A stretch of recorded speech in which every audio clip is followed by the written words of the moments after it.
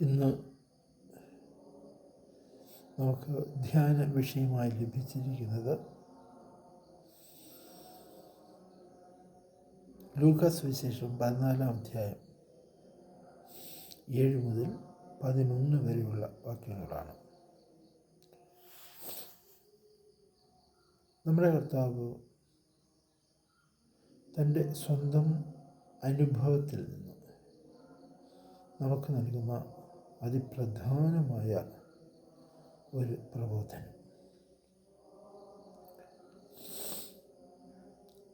വ്യക്തിപരമായ അനുഭവത്തിൽ നിന്നാണ് യേശു ഇത് സംസാരിക്കുന്നത്. യേശു ഒരു വിരുന്നിന് ക്ഷണിക്കപ്പെടുന്നു. വിരുന്നുശാലയിൽ ചെന്നപ്പോൾ ക്ഷണിക്കപ്പെട്ട ആളുകൾ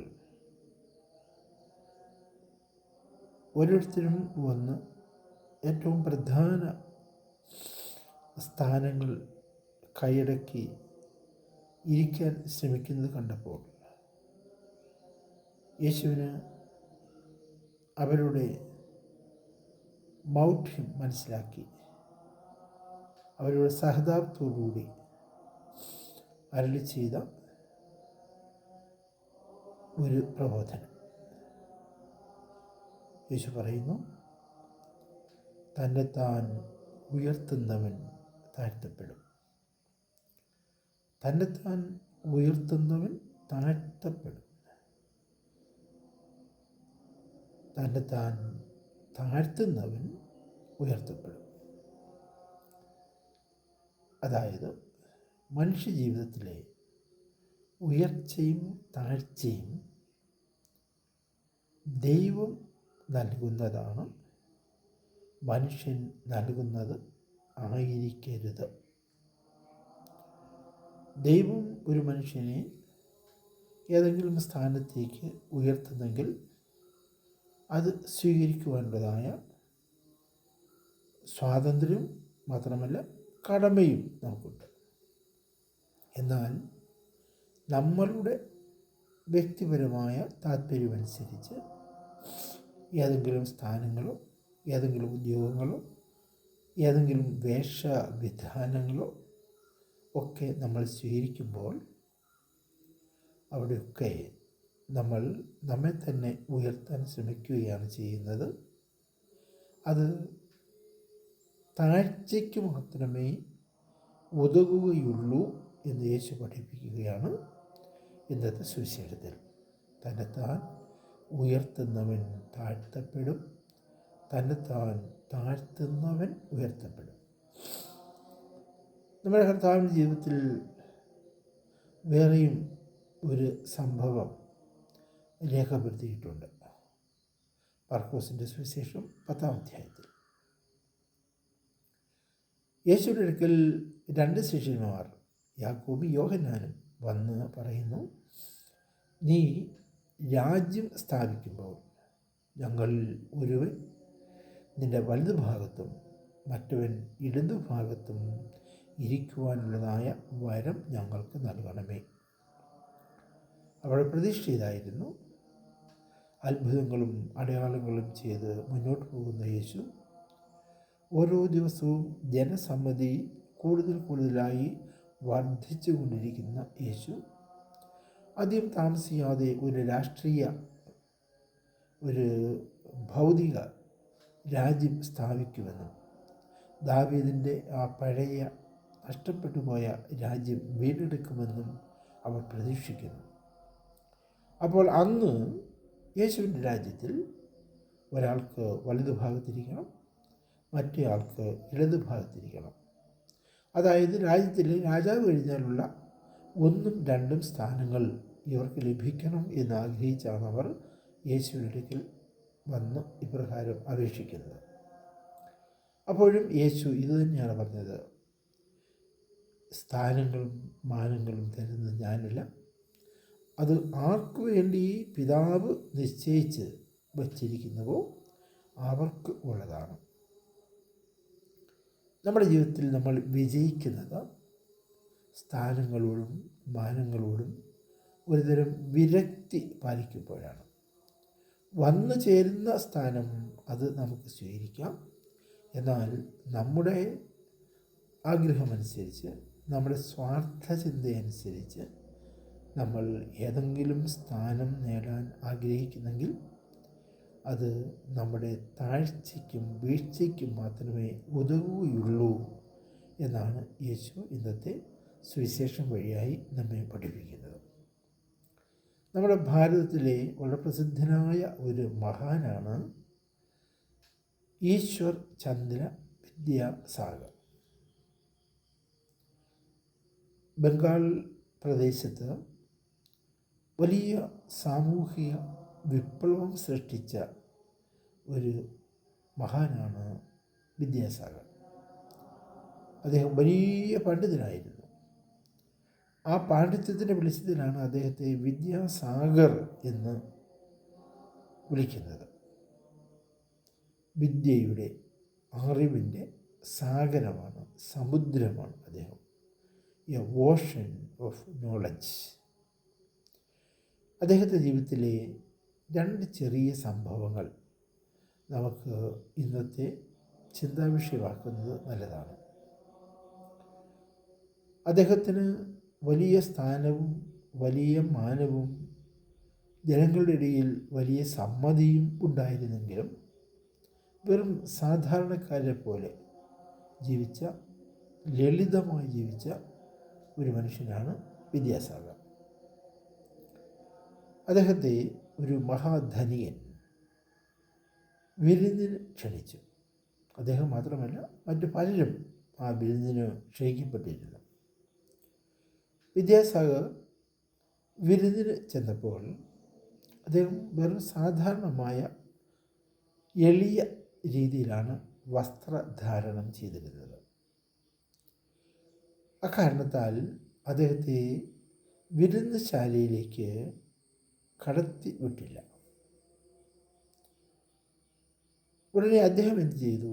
അദ്ദേഹം തിരികെ പോയി തൻ്റെ വീട്ടിൽ ചെന്ന് വളരെ വിലപിടിപ്പുള്ള ആഡംബരപൂർണമായ വസ്ത്രമെല്ലാം ധരിച്ചുകൊണ്ട് തിരിച്ച് ആ സ്ഥലത്തേക്ക് വന്നു.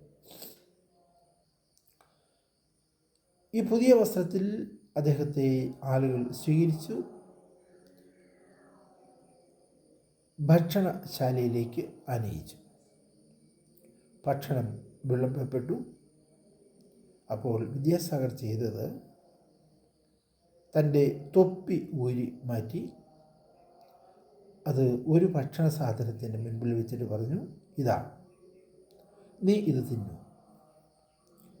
അദ്ദേഹം മറ്റ് ആഡംബര വസ്ത്രങ്ങൾ ഓരോന്നും ഊരി ഇങ്ങനെ ഓരോ ഭക്ഷണ പദാർത്ഥത്തിൻ്റെയും മുൻപിൽ വെച്ചിട്ട് പറഞ്ഞു, നീ ഇത് തിന്നു. എന്നിട്ട് അദ്ദേഹം അവിടെ നിന്ന് ഇറങ്ങിപ്പോന്നു. അദ്ദേഹം ഇങ്ങനെ ചെയ്തതിൻ്റെ അർത്ഥം നമുക്കെല്ലാവർക്കും വ്യക്തമാണ്.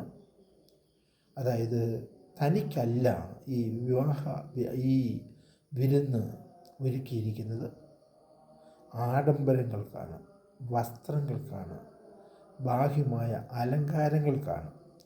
അങ്ങനെയാണെങ്കിൽ ഈ അലങ്കാര വസ്തുക്കൾ ഈ ഭക്ഷണം കഴിച്ചു കൊള്ളട്ടെ എന്നാണ് വിദ്യാസാഗർ ഉദ്ദേശിച്ചത്. അദ്ദേഹത്തെപ്പറ്റി പറയപ്പെടുന്ന മറ്റൊരു പ്രധാനപ്പെട്ട സംഭവം ഇതാണ്. ഒരു വലിയ വിദ്യാ കേന്ദ്രത്തിലേക്ക് വിദ്യാസാഗറിനെ ലെക്ചറിങ്ങിന് വേണ്ടി ക്ഷണിച്ചു.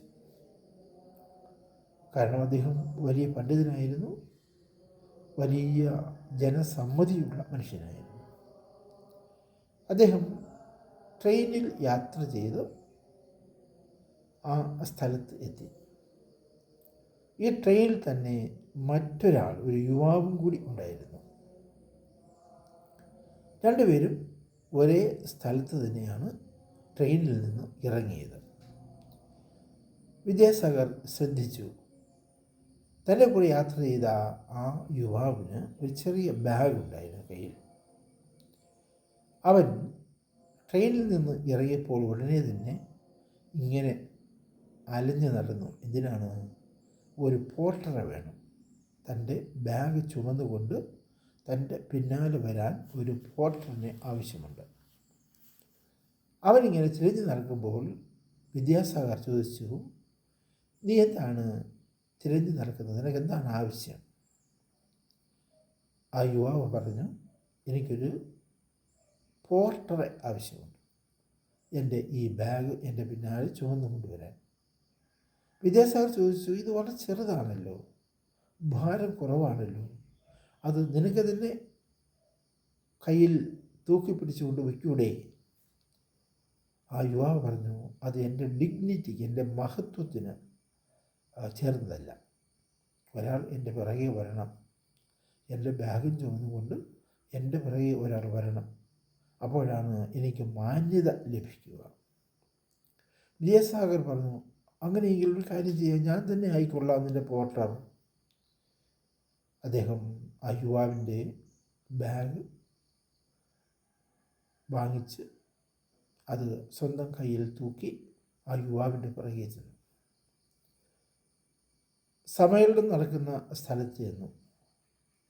അദ്ദേഹം ബാഗ് ആ യുവാവിന് കൊടുത്തിട്ട് ആ സ്ഥലത്തേക്ക് ചെന്നു. സമ്മേളനത്തിന് സമയമായി, എല്ലാവരും കൂടിയിരിക്കുന്നു. അതിൽ അധ്യക്ഷത വഹിക്കേണ്ടത് മറ്റാരുമല്ലായിരുന്നു, വിദ്യാസാഗർ തന്നെയാണ്. അപ്പോൾ ആ സമ്മേളനത്തിൽ അധ്യക്ഷനായിട്ട് വിദ്യാസാഗർ പ്രത്യക്ഷപ്പെട്ടപ്പോൾ ആ യുവാവ് വല്ലാതെ നാണിച്ചുപോയി.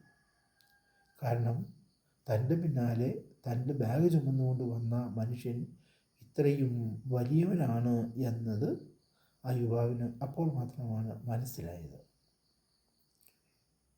സ്നേഹമുള്ള സഹോദരങ്ങളെ, ഇന്നത്തെ ഈ ഞായറാഴ്ചയെ നമുക്ക് അനുഗ്രഹപ്രദമാക്കാൻ ഒരു പ്രതിജ്ഞ ചെയ്യണം. അത് വിനയമുള്ളിടത്ത് മാത്രമേ, എളിമയുള്ളിടത്ത് മാത്രമേ ദൈവത്തിൻ്റെ കൃപാവരം ഒഴുകിയെത്തുകയുള്ളൂ എന്ന തത്വമാണ്. തന്നെത്താൻ ഉയർത്തുന്നവൻ താഴ്ത്തപ്പെടും, തന്നെത്താൻ താഴ്ത്തുന്നവൻ ഉയർത്തപ്പെടും. ഇന്ന് സാമൂഹിക ജീവിതത്തിലും രാഷ്ട്രീയ ജീവിതത്തിലും മാത്രമല്ല, ഇന്ന് മതപരമായ ജീവിതത്തിലും നമ്മൾ കണ്ടുവരുന്ന വലിയ ഒരു പ്രശ്നം മനുഷ്യൻ ആന്തരികതയെ കൈവിട്ട് ബാഹ്യതയെ പുൽകുന്നു എന്നുള്ളതാണ്. ബാഹ്യ തലത്തിലുള്ളതായ പ്രത്യക്ഷപ്പെടൽ, അതാണ് മനുഷ്യന് ഇന്ന് പ്രധാനം. ബാഹ്യതലത്തിൽ മറ്റുള്ളവരുടെ മേൽ ആധിപത്യം സ്ഥാപിക്കുവാൻ ഉതകുന്ന സ്ഥാനങ്ങളും മാനങ്ങളുമാണ് മനുഷ്യരിന്ന് തേടിപ്പോകുന്നത്.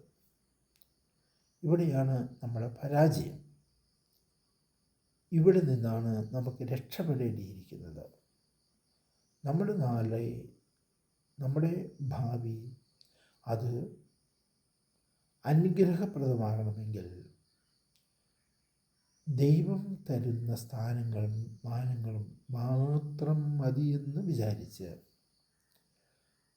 ആ സ്ഥാനങ്ങളും മാനങ്ങളും അത് എത്ര ചെറുതാണെങ്കിലും എത്ര വലുതാണെങ്കിലും ദൈവത്തിൻ്റെ കയ്യിൽ നിന്ന് വരുന്നതാകുന്നു എന്നുള്ളതിനാൽ അത് ഏറ്റവും മഹത്തരമാണെന്ന് വിചാരിച്ച് അത് സ്വീകരിക്കുകയും അതനുസരിച്ച് ജീവിക്കാൻ ശ്രമിക്കുകയും ചെയ്യുക.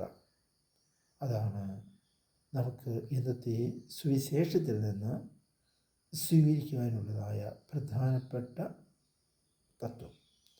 തന്നെത്താൻ ഉയർത്തുന്നവൻ താഴ്ത്തപ്പെടും, തന്നെത്താൻ താഴ്ത്തുന്നവൻ ഉയർത്തപ്പെടും.